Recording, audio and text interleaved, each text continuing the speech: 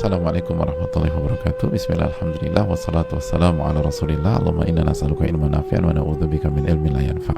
Tentang amalan-amalan yang akan mengantarkan kita mendapatkan pahala ibadah haji. Dan pada kesempatan kali ini kita akan bersama sebuah hadis Nabi SAW. Hadirin Allah muliakan, pada kesempatan kali ini kita akan bersama sebuah hadis yang dikeluarkan oleh Imam Abu Daud dari Abu Umamah bahwa Rasulullah SAW bersabda, man kharaja min baitihi mutatahhira, barang siapa yang keluar dari rumahnya dalam kondisi bersuci, dalam kondisi berwudu, ila salatin maktubah, untuk mengerjakan salat wajib, fa ajruhu ka ajril hajil muhrim, maka pahalanya seperti pahala orang yang berhaji dengan kondisi berihram. Pahalanya itu seperti orang yang berhaji dalam kondisi ihram. Dalam kondisi ihram. Hadirin Allah muliakan, hadis yang sangat luar biasa. Dan hadis yang menjelaskan kepada kita tentang keutamaan sholat berjamaah, tentang keutamaan sholat di masjid. Barang siapa yang keluar dari rumahnya tujuannya untuk mengerjakan sholat wajib, maka dia mendapatkan pahala jamaah haji yang sedang berihram. Dia mendapatkan pahala jamaah haji yang sedang berihram. Hadirin Allah muliakan, ini menunjukkan pentingnya kita menjaga sholat kita dan usahakan ketika kita keluar dari rumah kita dalam kondisi berwudu. Oh, jadi kalau wudhu di masjid nggak boleh dong Ustaz? Boleh, bagus.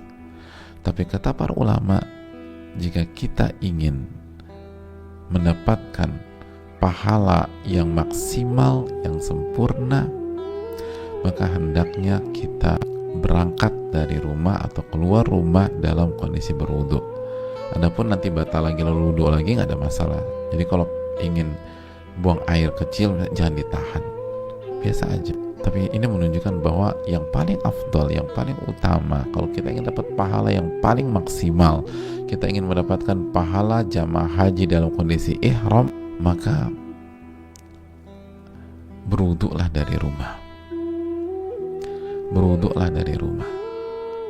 Makanya ulama mengatakan sebagaimana dalam kitab Aunil Ma'bud, ulama menjelaskan bahwa innal hajja idza kana muhriman kana thawabuhu atamma fakadzalikal kharij ila shalah idza kana mutatahhira kana thawabuhu afdala. Jamaah haji itu jika dalam kondisi ihram, maka ia mendapatkan pahala yang sempurna. Yang paling sempurna itu ketika dia dalam kondisi ihram. Dalam kondisi ihram. Jadi ketika kita dalam kondisi ihram, manfaatkan berzikir, manfaatkan untuk berdoa, manfaatkan untuk baca Quran, manfaatkan untuk berbuat baik, manfaatkan untuk jaga lisan.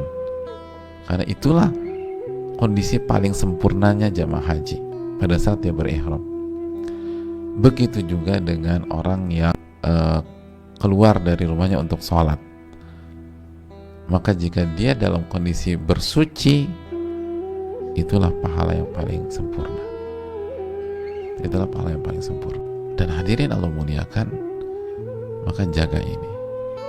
Lalu ulama pun mengatakan, sekali lagi kita ingatkan, amalan ini untuk mendapatkan pahala ibadah haji, bukan menggugurkan kewajiban haji. Kewajiban haji tetap harus dilaksanakan sekali seumur hidup.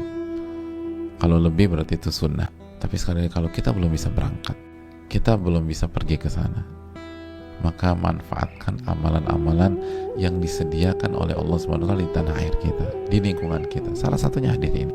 Walaupun tentu saja dengan berangkat haji kita akan dapat banyak sisi, bukan hanya dari sisi pahala ini saja, tapi banyak sisi.